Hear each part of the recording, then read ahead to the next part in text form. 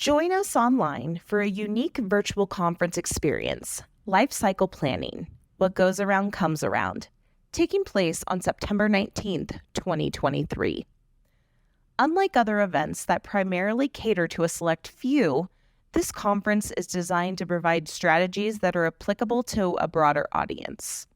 Irrespective of age, geographical origin, or the position on the wealth spectrum, attending this event will equip you with valuable insights to immediately enhance the value you offer to clients. Furthermore, we are proud to announce that a percentage of the proceeds generated from sponsorships and registrations will be dedicated to the Investments in Wealth Foundation Scholarship Program. This program empowers women, diverse professionals, and future leaders to advance their careers and make a meaningful contribution to our field.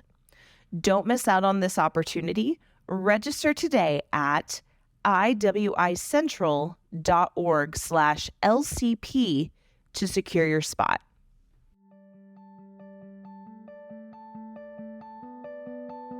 We're proud to welcome you to the Exceptional Advisor podcast series, brought to you by the Investments in Wealth Institute.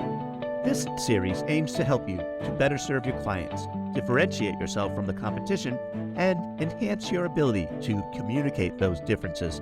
Hi, I'm your host, Bob Powell. So, Jeff, welcome to the podcast. Well, thank you, Bob. I appreciate the opportunity to be here.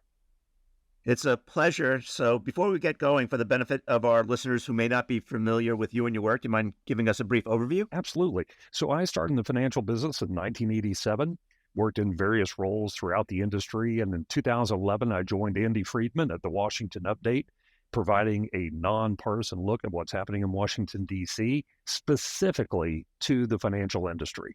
And it really is the marriage of that deep tax understanding and the deep financial industry understanding coming together that I really think we have some great magic sauce we provide the industry. Yeah, we certainly appreciate all the talks that you've given to the financial services industry, including the Investments in Wealth Institute. So thank you for that. The topic of the day, if we can dive right in, is the debt ceiling and the crises that it has created to the point where folks, including the director of the CBO, has stated that if we don't fix this, that there's a great risk that Treasury will run out of money, run out of funds by early June and be unable to meet its obligations fully if that happens. So walk us through what the issue is, I guess. Let's start there. If you don't mind, let me at least level set the stage, make sure we're kind of starting from the same understanding of the people we're dealing with here. And I came across this quote from that great political analyst, Milton Berle, the comedian from the 40s, 50s, and 60s. He said, you can lead a man to Congress, but you cannot make him think. And if we understand that that's really who we've elected to represent us in this high-stakes negotiation, I think it kind of level sets the understanding of what we're dealing with at that through this process. But you asked me to kind of give you a background on the debt ceiling. The debt ceiling was actually a voluntary creation of the United States Congress during World War I. The way the Treasury operated previous to World War I was pretty much every time that they wanted to allocate some money or spend money or need to spend money, they had to go to Congress and specifically get that purchase approved. Well, you can imagine if we're trying to ramp up the U.S. forces facing World War I, that was just completely impractical. So they came up with this idea that says, okay, let's give Treasury the authority to borrow up to a certain dollar amount. And at whatever point they get close to that dollar amount, they have to come back and get that reauthorized at a higher level. So that's the history of the debt ceiling. So that actually is one of the scenarios that's playing out here. Congress could just do away with that requirement. They could just say, you know what, we're just going to get rid of this whole debt ceiling concept to begin with, and kind of operate under the premise that if Congress approves a budget, then by de facto, they're approving borrowing money necessary to pay for that budget. So you can understand the logic of that, and that's actually how most of the Western democracies handle this issue. But of course, the United States, we like to do things a little bit differently. All right. So here we are. We're recording in mid-May or so. Early June seems like a deadline. Others have talked about September 30th being a deadline. What do you see as the outcomes here?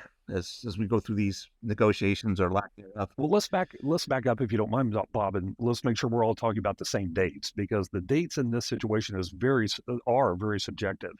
Janet Yellen has said, yes, we think that June 1st is the earliest day that we may actually run out of borrowing authority and no longer have extraordinary measures to cover our costs. But by definition, that means it's probably a little bit later than that, right? And interestingly, on June 15th, there's just by definition being a quarterly tax payment time, there's a lot of revenue that comes to the federal government. So if we can ride along until June 15th, then we're going to get an influx of revenue. And if we get an influx of revenue sufficient to get us through July or to July, then that actually frees up some additional extraordinary measures that Janet Yellen could employ. And that is by definition what makes this such a difficult thing to negotiate towards, because it is not a single date on the calendar and everybody accepts that date and we negotiate based on that. So with that date being a little more subjective or nebulous or variable, it makes it very difficult to hold one party or the other accountable to deadlines around those negotiations. And that's what we're experiencing right now in mid-May. Yeah. So you mentioned tax revenues coming in June 15th. There's been discussion that because of the declining economy, that tax revenues may be lower than were projected initially. What's your stance on that? I think that's entirely possible. We have seen some slowing in the economy compared to the last couple of years. And we need to remember the last few years, revenues to the federal government have been off the charts, right? It's surprising everyone. So it would be likely that you would assume that we're going to start seeing some pulling back of that revenue. So if that does come in under the number they anticipate, does that buy us enough time to get to those extraordinary measure opportunities in July? We won't know until those revenues come in. Yeah. What are those extraordinary measures? Well, there are any number of extraordinary measures, but bottom line, the short answer is it's just robbing Peter to pay Paul.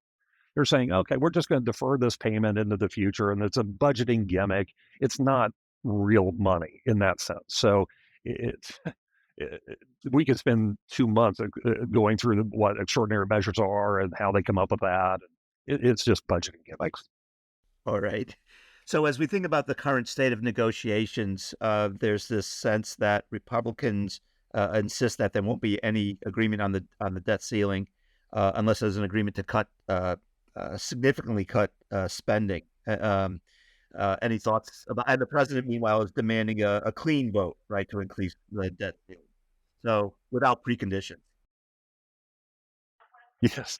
And in this light, actually, President Biden kind of is operating from a position of strength, because what's happening, the Republicans are trying to conflate two disparate issues together in order to extract this negotiation leverage over President Biden, because the debt ceiling is not the same as the budget. Those are two very different things. But by suggesting they will not sign off on a clean debt ceiling increase without significant spending cuts, they're trying to conflate those scenarios. It's the same type of negotiation that took place in 2011 that gave us that famed super committee, which miserably failed, and we ended up with sequestration cuts, which never actually got put into play. So, that's where we start getting into some of the difficulties in coming up with a workable solution, especially in a condensed time frame. Yeah. So what's interesting, you mentioned 2011. At that point in history, S&P downgraded the U.S. bond rating. Interest rates rose. Taxpayers spent probably maybe $1 billion more in additional interest payments. And there are those who say, while that all happened in 2011, the consequences of driving off the fiscal cliff this time could be far worse in terms of interest rates and whatnot. Is that your feeling as well? Yes, the biggest takeaway from 2011 that all of those things happened, and you aptly went through the list of them, and we did not actually hit the debt ceiling, right? We did not default. So that happened beforehand, a matter of a week or so before we hit that X date. So the question is now, what if we take that one step further and we actually default? And that's up for debate. There are some Republicans who earnestly believe that it's not really that big of a deal. There are some Democrats that think the entire world is going to stop revolving around the sun. And the truth is obviously somewhere in between. And that's where we're getting into some of these more creative solutions that you and I alluded to earlier, and I'm sure we're going to talk about today. Yeah. When you think about I guess the worst case outcome, it's not just sort of paying more on interest. It's also sort of our place in the world economy and whether it gives, for instance, China an opportunity to continue to displace the dollar as the world's reserve currency, and et cetera, et cetera. Yeah, in my humble opinion, you just hit the biggest nail on the head. And that is one thing that I don't think is getting nearly enough press. We keep saying, well, we could pay Social Security payments, we can pay the military, we could do. That's not the biggest problem. The biggest problem is how's the rest of the world look at the United States? And at some point, bond buyers, including U.S. citizens and our insurance companies, our pension companies, but also foreign countries buying our treasuries, are going to say, "Hey, United States, you're not managing your balance sheet effectively. You're not managing your balance sheet like the pinnacle economy of the globe. So therefore, you shouldn't enjoy the yield, discounted yields that you get to pay because of that assumption." And that's when we're really in trouble. If we see an artificial increase in interest rates required to attract buyers to our debt, when you're trying to finance over $31 trillion, that's when it becomes, we're just accelerating the point where it's simply not tenable or not sustainable. Uh, so, uh, so where to go from here? Well, yeah, let's talk about some of those different things that are floating around and being discussed as ways we may work around these things. How about that? Okay. Okay. We've kind of talked about just the idea of getting rid of the debt limit. Mm-hmm. Just saying, well, that's an archaic thing. We don't need that kind of structure anymore. Just get rid of it. If we approve a budget, it's assumed that the debt is approved to cover that budget. Well, obviously, the Republicans are not going to vote for that. They will not vote for that because they would be giving away any kind of negotiating leverage that they enjoy today. So that's not going to happen. One of the ones that I think is kind of interesting is this idea of a discharge petition. And I know we're kind of getting into the weeds as far as the way the House of Representatives work. But as you know, in order for a bill to make it to the floor to get a vote, the Speaker of the House has to sign off on that. Mm-hmm. So he kind of acts as, jury and executioner all in one. But there is a workaround to that situation. And that workaround is called a discharge petition, where literally the floor members, the House members, get together and say, hey, we think the Speaker's gone bonkers. We really want to take a vote on this bill.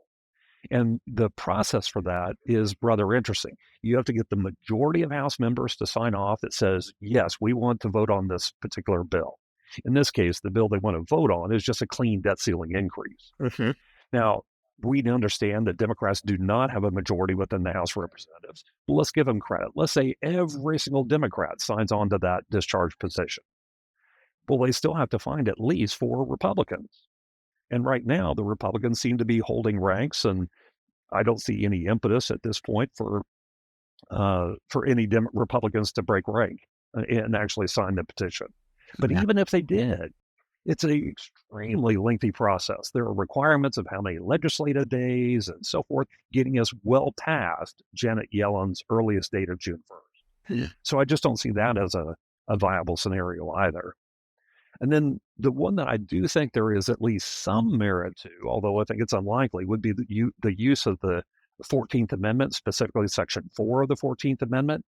And I'll read this to you. It says the validity of the public debt of the United States authorized by law shall not be questioned.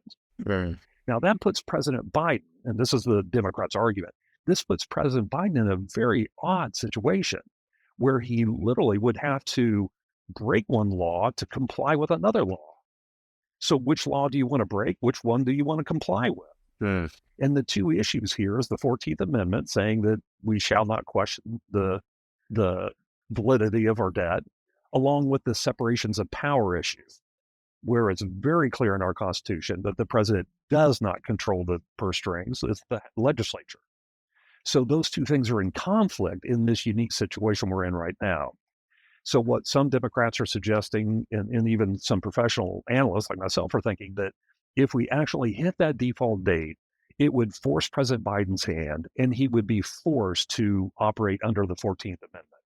But of course, immediately the Republicans would take that to court, It would work its way through the court system slowly, right? Because we know the scales of justice don't work really quickly, even in an emergency.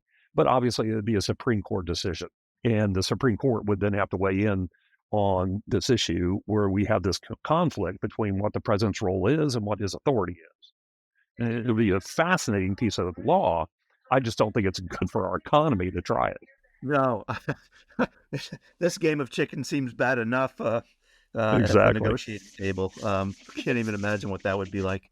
Yeah. What about? I think you've mentioned the possibility of abolishing the limit too. Is that? Sure. Yeah. Just get rid of the whole concept of a debt limit. It's an artificial thing anyway, in the sense of Congress put it in as a matter of convenience back in World War One. They could just take it out as a matter of convenience for 2023. That certainly is a possibility, but again, you'd have to assume the Republicans would vote for it, and they won't. So I just don't see that as a viable scenario right now. Yeah. I think the most viable scenario at this point, we see these negotiations. Speaker McCarthy came away from the second meeting with the president a little more uplifted, saying it seems like we're moving in the right direction. And then that fell apart on Friday. I think that was the 18th or 19th, if I remember correctly. And the Republicans pulled out of those negotiations. So we're still trying to figure out, okay, well, how do we come back together? And they will. Remember, the process that we're in right now, one moment it'll look like it's a done deal, and then the next minute it falls apart. Then it's a done deal, and it falls apart. That's a very normal process within these negotiations. Unfortunately, it puts us on that roller coaster ride, and we have a queasy stomach. Yeah, and everyone's trying to calculate what the political fallout is to them in their particular district as we go through this, right? And that's right, exactly. Yeah. So you mentioned early in our conversation this notion of conflating the two, the debt ceiling and the budget talks. Are you in favor of sort of separating these two and saying let's have a budget talk that's separate and apart from the debt ceiling, and that budget talk should both have a goal that's feasible and meaningful, and that yeah. Well, that's certainly President Biden's position, right? That, hey, look, I'll talk about the budget and cutting spending and things like that, but that doesn't have anything to do with the debt ceiling. So that's exactly what his negotiating position has been, at least initially. They seem to have softened on that now. But the Republicans, this is politics. There's no requirement that you separate these issues. They are separate issues, but there's a requirement that you separate them. If you can use that in negotiating leverage against your counterpart, then, more power to you. It's not like the Democrats haven't done this before, too, to a Republican president. Right. If you were to sort of say we could separate these two discussions and have us sort of come to some agreement on the budget and maybe a target to reduce the annual deficit so that the debt grows no faster than the U.S. economy, et cetera, et cetera. Would that be a solution from your perspective? Oh, I think so, definitely.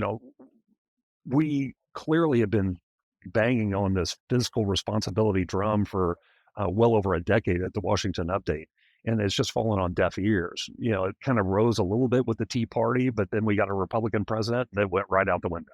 Right. Yeah. And now that we have a Democrat president again with the Republican House, we're hearing about fiscal responsibility again. The reality is both parties are completely fiscally undisciplined.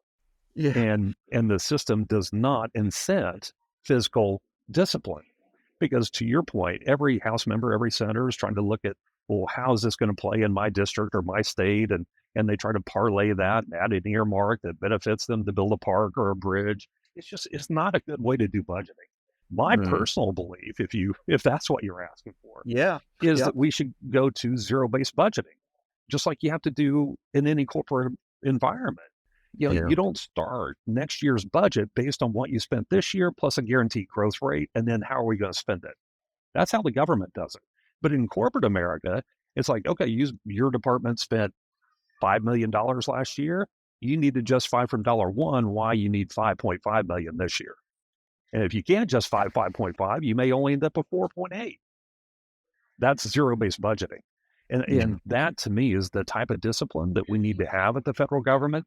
But until Congress is willing to embrace, on a bipartisan way, dealing with mandatory spending and the growth of those programs of Social Security, Medicare, Medicaid, you're not going to solve the problem. You cannot mathematically get the fiscal discipline without dealing with the mandatory budget, which is 70% of what we spend on annually. I do want to talk about Social Security, but before I do, talk about there's all this discussion around the ratio of debt to gross domestic product and what that ratio should be. Do you have a sense of what it should be? Yeah. Well, it's interesting. If we teleport ourselves back to 2016 or so, the economists were saying once debt to GDP ratio hits about 125%, it's over. The game's over. Right. Well, then COVID hit and everybody blew through those numbers and they went, oh, the world didn't fall apart. So we don't really know, is there a tipping point in that debt to GDP relationship? So it's a very subjective measure when we hit that tipping point, and it's actually determined by bond holders or bond purchasers, right? Because if they won't buy our bonds at a given interest rate, then we have to raise that interest rate. And that's when you talk about the interest rate spirals and all that kind of stuff. But bottom line, right now, our debt to GDP ratio in the United States is roughly on par with where we were at the height of World War II. But there was a distinct difference between here, 2023, and the height of World War II. We were fighting fascism over the entire globe. But right after World War II, the debt to GDP ratio just nosedived, went right back to normal, which is around 30 to 38%. And the reason it dropped was twofold. One, we had fabulous economic growth, right? We had 6 million GIs coming home and starting families and building houses. It was a great time. And a lot of the engine of that growth came from the fact that we were rebuilding Europe. We were rebuilding Japan. And a lot of that engineering, that technical, even some of the infrastructure, the hardware, all of that came out of the U.S. economy. So it was just a great time for our economy, growing much faster than typical. But the second reason it came down as a percentage of GDP was the fact that we actually paid off the war bonds. There's a concept for you, right? Actually pay your bond off. Well, right now, I'm here to tell you there's not one Democrat, there's not one Republican that actually has a plan to pay off debt. Now, granted, Republicans would grow it more slowly, and we definitely need to grow it more slowly. And then the question was, well, how do you do that? There's only two levers there. It's increase revenues or decrease spending. And back in March, Joe Manchin finally kind of channeled what I've been saying for over the last decade, is that you can't cut enough to solve the problem. You can't tax enough to solve the problem. It's going to take pain on both sides if you truly want to get our country back to a place of fiscal discipline and responsibility. Yeah. That was a long answer. I apologize. No, that's okay. I think we covered the waterfront on debt ceiling, but I'll let you be the judge. Is there anything more to say about it? Well, I think the likely outcome, we alluded to this. I think these negotiations are going to continue. They're going to look good for a day and they'll look bad for a day, and all the seesaw stuff. But then bottom line, what's going to happen, in my opinion, is we're going to end up with a short-term extension of the debt ceiling. Maybe that's till June 15th, just to cover our backside. If we're really close on the negotiations, or more likely, I think it's going to be around July 4th or maybe even September 30th. What's ironic about the September 30th date is that's fiscal year end. So that actually helps the Republicans' argument of conflating the debt ceiling discussion and the budget if they were working off the same date, right? September 30th. Yeah. And that would be a hard date. So I think that's the likely scenario here. Back in 2011, I said, we will not default on our debt. And I have a 90% conviction rate in saying that. Yeah. Here in 2023, I am here to tell you, we will not default on our debt. But my conviction in saying that is about 75 to 80%. A little less, huh? All right. Yeah. All right. Well, on that optimistic note, you mentioned another problem where the raising taxes or cutting spending is also well, I shouldn't say in discussion, but among the only 2 or 3 solutions, and that's with respect to Social Security reform.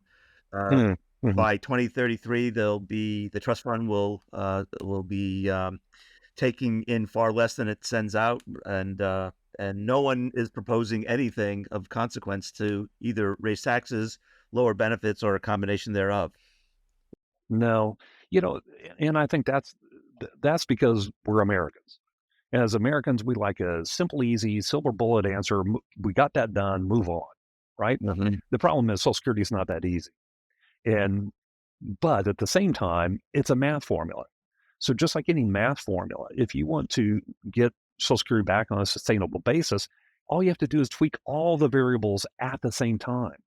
So increase the tax rate, increase the tax cap, increase the full retirement age, increase early retirement age, and then add a little means testing to it and change the cost of living increase, tweak all of those things a little bit, and Social Security is fine.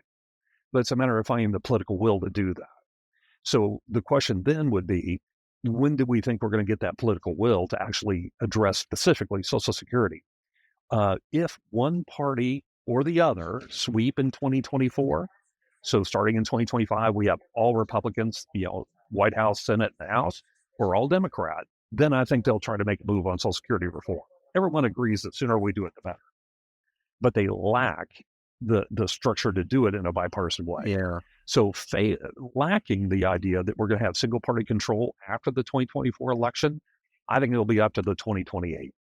It'll be after the 2028 election, starting in 2029, because now we're within the reelection window of everyone in Washington. They don't have a choice but to deal with this issue that's staring them in the face. Yeah. My humble opinion. So it's interesting. I recently spoke to Jason Fichtner, who was the assistant commissioner of the SEC for many years, and now he's with the Bipartisan Policy Center. And his thought is that the longer we wait, the more drastic the solutions become, and so it's not absolutely. Right. Yeah, yeah.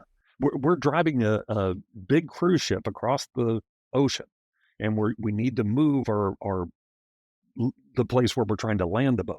Well, obviously, the sooner you start turning, the less you have to turn to get to that new port of call. yeah. So yes, it's absolutely the sooner the better, but you have to have the political will to do it, and that's fundamentally what will drive action eventually. Yeah. So it sounds, if I could summarize it sounds like your solutions are sort of a nip and tuck here and a nip and tuck there, and that no one lever is moving a lot, but a little. That's correct. Absolutely. And that way it doesn't hurt any one constituency dramatically. Yeah. Right. And I should also say these changes I'm talking about would be for people who are outside of 10 years from full retirement. Right. So my full retirement age is 67. Yeah. So 57 and above, it wouldn't impact. Right. But are my children, my grandchildren, they're operating on a slightly different program, but still have that same confidence that Social Security will be there for them when they retire. Yeah, I mean, my sense is just not unlike like the '83 commission, right? The Greenspan commission. That the changes that they put in place back then were incremental over many years. Right, and it was to deal with this pig in the python of the baby boom generation, right? Yeah.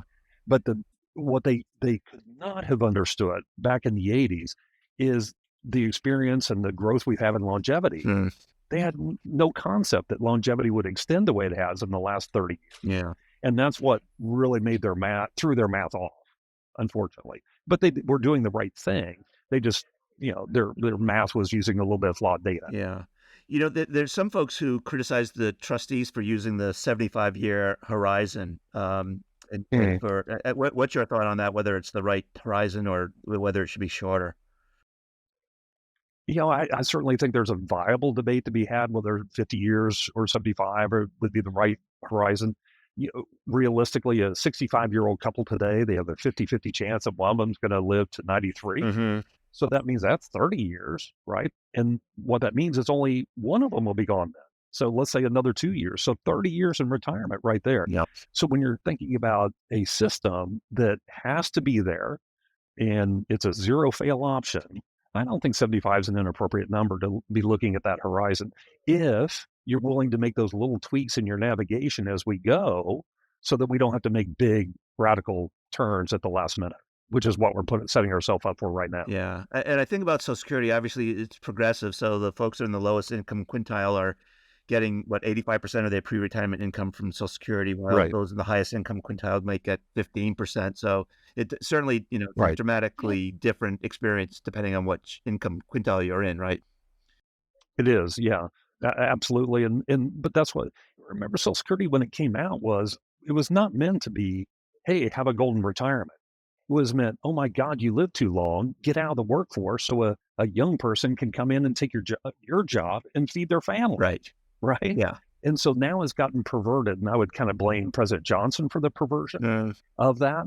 That changed it from this mentality of, and oh my gosh, you lived too long, to, oh, we're going to take care of you in the golden years, yeah. a true pension type of scenario. And that, I really don't think that was the original intent Yeah. of Social Security. Yeah. But if that's what it's going to be, then we need to start funding it in such a way that the math works. Yeah. It's interesting too, right? I mean, there was a time when the ratio was what, 10 workers to every one retiree, and now we're what, 2 workers to every one retiree. And it's moved Yeah. from being a safety net to maybe, like you said, this, the replacement to what might have been a defined benefit plan for someone. Yes, exactly. Well, Yeah. you made the comment earlier that this is a little bit of a dour topic that we've enjoyed talking about today. Here's some very positive ideas. Oh, good. The reality is one of the best ways to deal with this also Yeah. is for us to have more babies. So my advice to the audience would be go home and see if you can make a few more babies. That would help. And of course I say that jokingly, but the other way to deal with that is immigration. Immigration. Yeah. You've got to be building the foundation of the program as the top of the pyramid. In this case, the baby boom generation, they're living a lot longer and they're a lot bigger. So we have to build that worker base out there. And I can make that argument very credibly when we have 3.5% unemployment. Yeah. Well, and it's interesting. You're not alone in saying immigration is the answer to this. I was at a session where Richard Thaler from the University of Chicago said the very same thing, and I don't think he's alone. Mhm. That position. No. And I think that's where the Democrats and Republicans could find bipartisan uh, political incentive to actually make some significant, meaningful immigration reform would be from an economic argument. And this is why we're doing it. It's not, as sad as the stories are of asylum seekers and all that, that's not pulling the heartstrings of half the country. So the reality is, if you deal with it from an economic perspective, that's the one core thing, regardless of your politics, that we all get in our core. So if the parties would come together and make it the argument based on that, I think they would find the popular support to get immigration reform done. Yeah. So let me go back to something practical. I'd like to think of, when I think about Social Security and the possibility of us running a deficit, I like to say to the financial advisor, there's plan A where you're getting paid 100% of the scheduled benefits, and then maybe plan B for your clients who might be, I don't know, 55 and younger, is the possibility that it will only pay, 80% of scheduled benefits, and that's what you should factor into your retirement income planning calculus.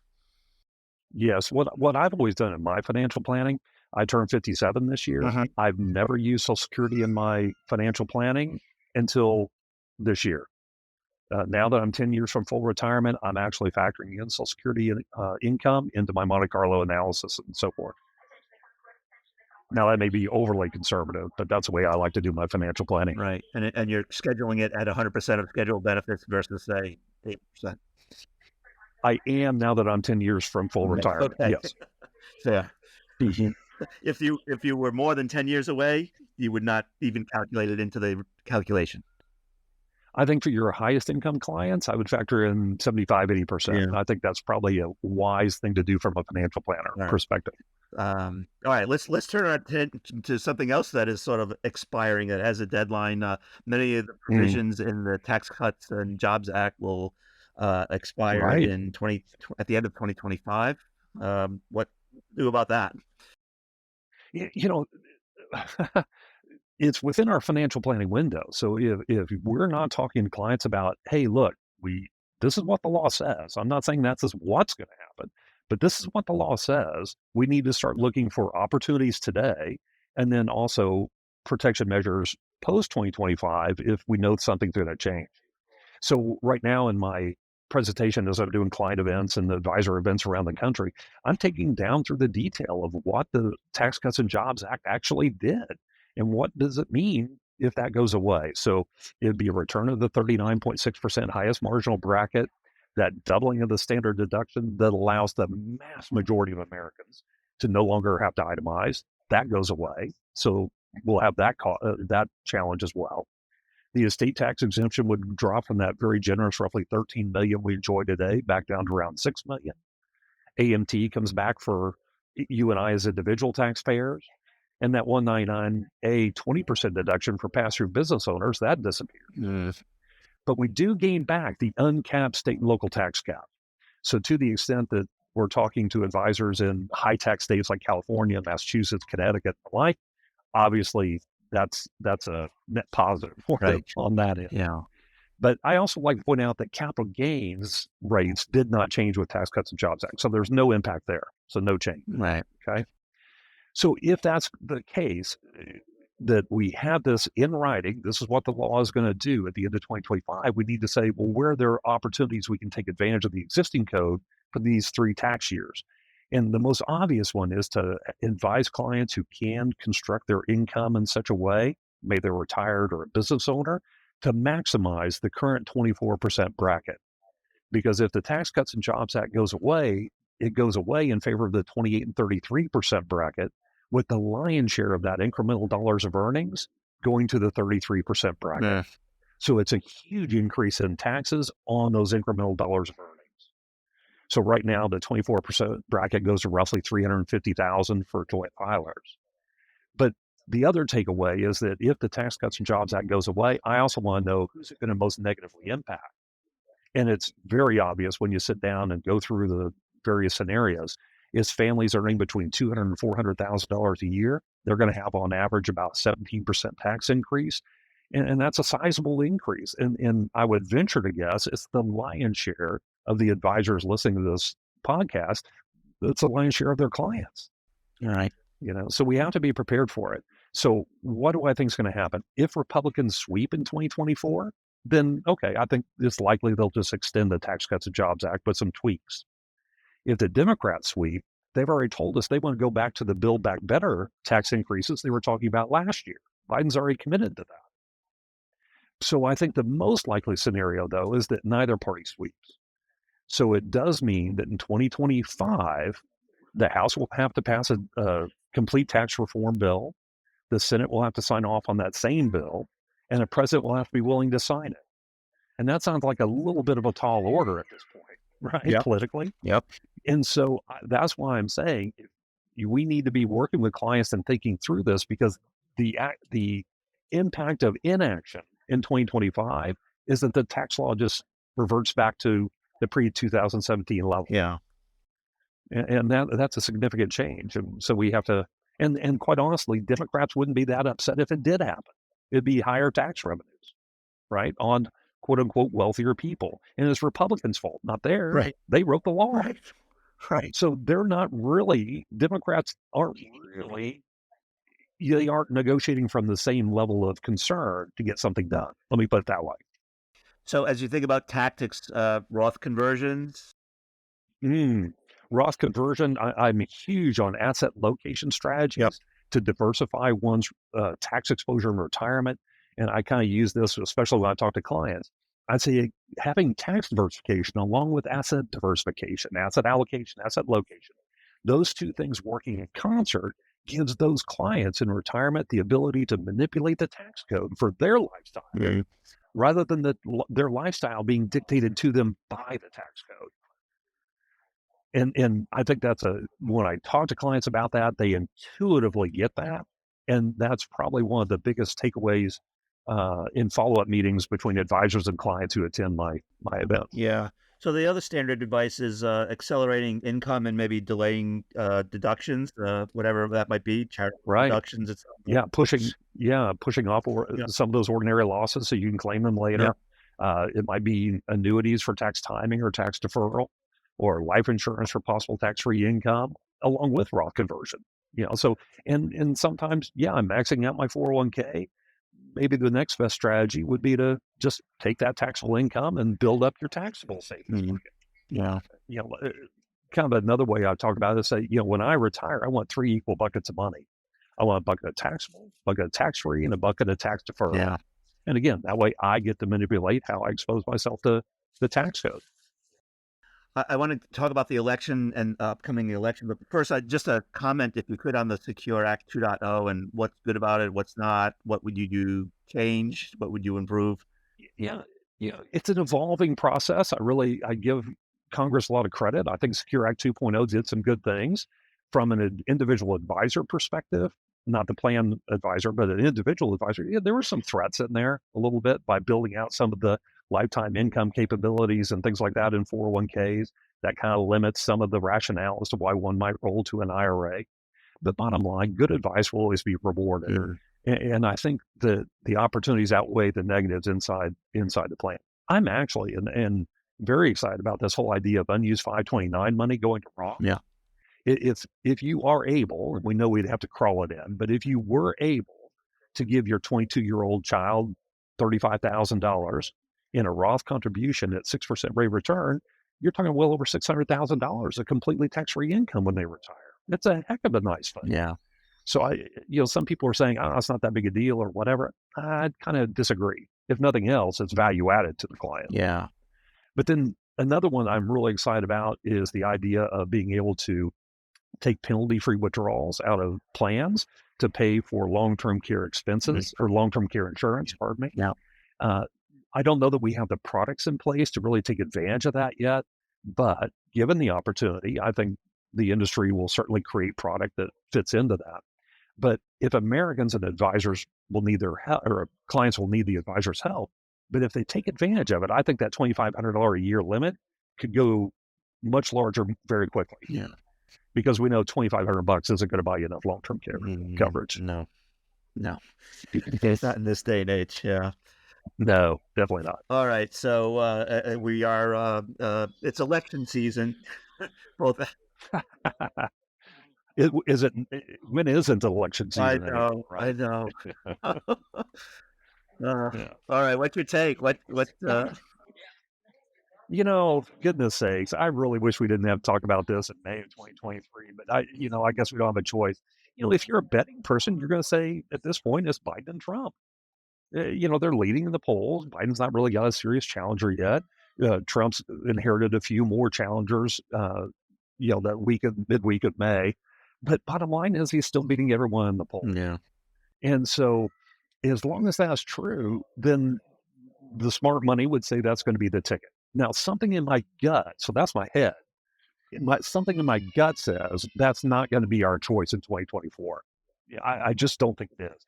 I use the analogy of Trump and Biden are like binary stars. And I'm not an astrophysicist, but my understanding is if these two stars are locked in each other's gravitational pull, and they can only exist in that mutually dependent relationship. If one of the stars flung across the universe, the other one would be destroyed as well. Mm. And I kind of see Biden and Trump in that same light. I think they can only exist in the pull, the gravity of the other one.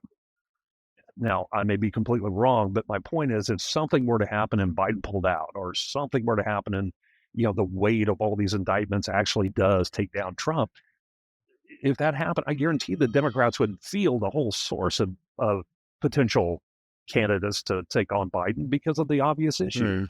Mm. He's not very popular, and obviously he's seems to be having some aging issues. Right. So that's the presidential. Yeah. Okay. Senate. Yeah. Well, it didn't finish this presidential. Yeah. Let me back up, because I do think there is a possibility, if it does end up being Biden and Trump, I think we'd agree right now, because they're not really completely radicals on each end of the spectrum, but they're perceived that way. If they're perceived that way, then I do think it could open up the possibility of a third party run, say like a split ticket centrist type of run, that could not necessarily win. That would be a stretch, but could certainly garner enough attention of the mass majority of Americans who are much more centrist than either extreme, to get traction there that would actually pull the two parties back towards the center. That could be a centering event in the U.S. political environment. You're a student of politics. It's always cycling in and out as far as polarization and the like. That could be enough to be a centering event, to scare the parties enough that they're forced to come back to try to build a bigger tent. Interesting. So I wanted to mention that. Yeah, well, This since you opened that can of worms, Manchin's name has been discussed as and a possible, right, yeah, independent candidate. I think a really interesting ticket would be Manchin Hogan, Larry Hogan from Maryland. Yeah. I think that could be a really interesting ticket, and I think Larry Hogan is enough of a uh, maverick, to steal a term from 2008. Enough of a maverick that I think he could get excited about that, realizing he's probably not going to be the president of the United States or vice president, but yet he could reframe politics in our country. Yeah. I think that would be very appealing to Larry Hogan. Yeah. Yeah, Manchin's interested in it because he's got a tiger by the tail back in West Virginia. Yeah. And trying to win re-election at this point. Here I'm based in Massachusetts, and where Charlie Baker was governor up until recently. Yeah. And, Another good example. Yeah, a typical, a Bill Weld Republican, which was, we used to joke, say he was loose morals and tight money. Well, we all have a way of saying it. Right? Yeah, yeah. I've always said the winning platform, if you truly want to have a mandate from the people of this country to make significant changes, like we've been talking about here today, is the winning ticket is physically responsible, socially acceptable. Yeah. I think that is truly that ticket that could bring enough Americans together to say, okay, both extremes, you're both idiots. We're going to follow a broader path. Yeah. But we'll see. Yeah. Do you want to talk about who controls the Senate and Sure, going forward? Yeah. The Senate's actually easy. The map is so heavily favoring Republicans. I just don't even see how even the Republicans could screw it up at this point. I really don't. There's not one Republican defending a seat in a Biden-won state.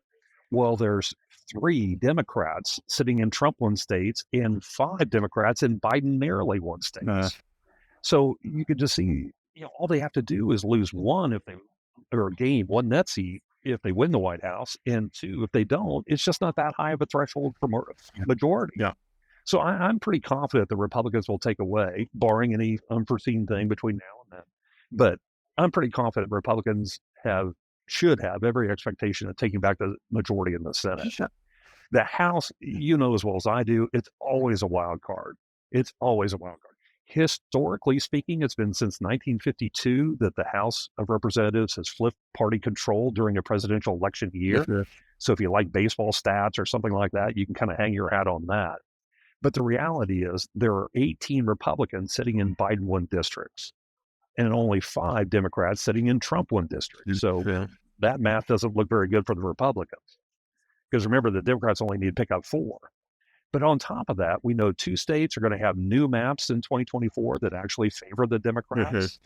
And there are 7 states where the maps are still being looked at, still coming under judicial scrutiny. Yeah. So generally, on balance, the majority of those 7, if they were to be redrawn, would likely favor Democrats. So right now, I give the Democrats a tailwind in the House, Republicans a stronger tailwind in the Senate, and then the White House, we're still up. Yeah. Interesting thought.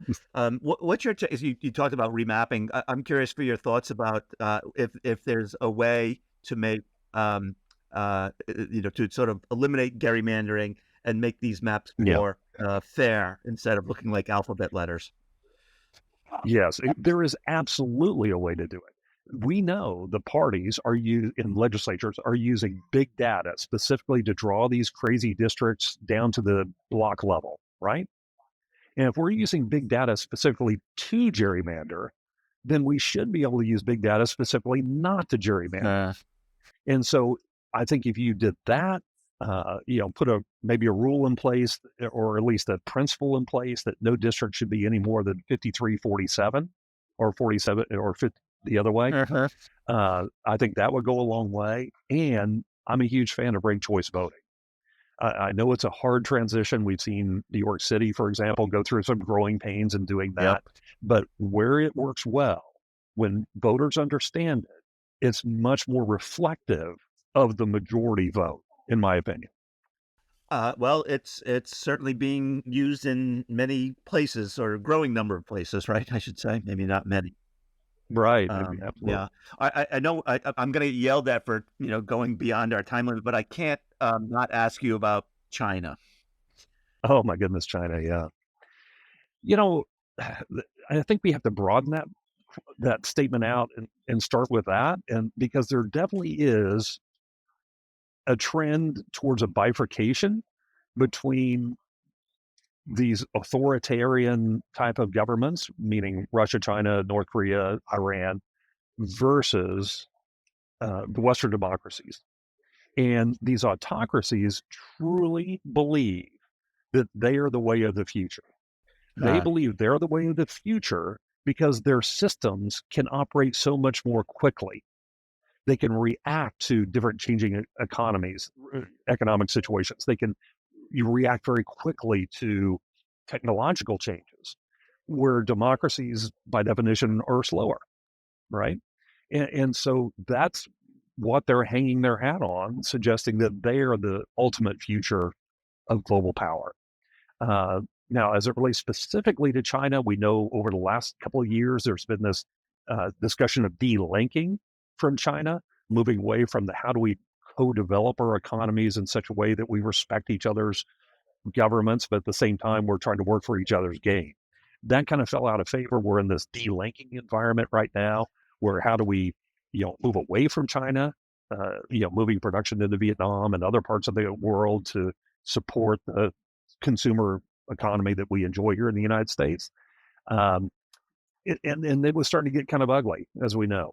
And China has made innuendo or made movements even into the South Pacific and threats against Taiwan, all of which would be unacceptable to us. But I was very pleased that we just midweek of May had some high level discussions again with China. And they, in both cases, China and the United States said, hey, look, this is not good for either one of us. This is not effective in what either of us ultimately want. And I was very happy to see that the Chinese agreed with that. So that gives me some hope that, okay, maybe we've crossed over that now and we can get back to a more cooperative environment. They're going to continue to be a problem. I mean, no doubt about it. But the whole way we helped China develop was to make them so economically dependent on the Western world that they wouldn't do anything silly, right? Like a nuclear weapon or something like that. Right. So I think we can get back to that type of a relationship with China. I'm hopeful, I should say. That's encouraging. Jeff, I feel like I could talk to you for hours and hours and hours. Well, you can hear by the background, I have a plane to catch. So you do have a plane to catch, and I'll just ask you if there's anything we missed or anything that just bears reemphasizing before we wrap up. Oh my goodness, no! I think we covered a lot of things, Bob. I hope we provide some value to your advisors, and always appreciate the work that you folks do. Thank you so much, Jeff. Have a safe flight, and talk to you soon, I'm sure. All right, have a wonderful day. Thank you for listening to the Exceptional Advisor podcast, brought to you by the Investments and Wealth Institute. If you've enjoyed this podcast, please subscribe through iTunes, Spotify, or our website at www.investmentsandwealth.org/podcast to get the latest episodes of our Exceptional Advisor podcast series. For additional resources, updates on events, and exclusive membership deals, visit www.investmentsandwealth.org.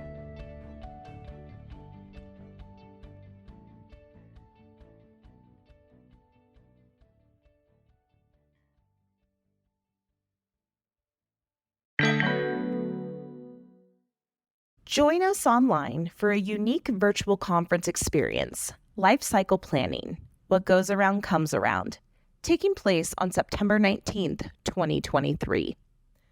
Unlike other events that primarily cater to a select few, this conference is designed to provide strategies that are applicable to a broader audience. Irrespective of age, geographical origin, or the position on the wealth spectrum, attending this event will equip you with valuable insights to immediately enhance the value you offer to clients. Furthermore, we are proud to announce that a percentage of the proceeds generated from sponsorships and registrations will be dedicated to the Investments and Wealth Foundation Scholarship Program. This program empowers women, diverse professionals, and future leaders to advance their careers and make a meaningful contribution to our field. Don't miss out on this opportunity. Register today at iwicentral.org/LCP to secure your spot.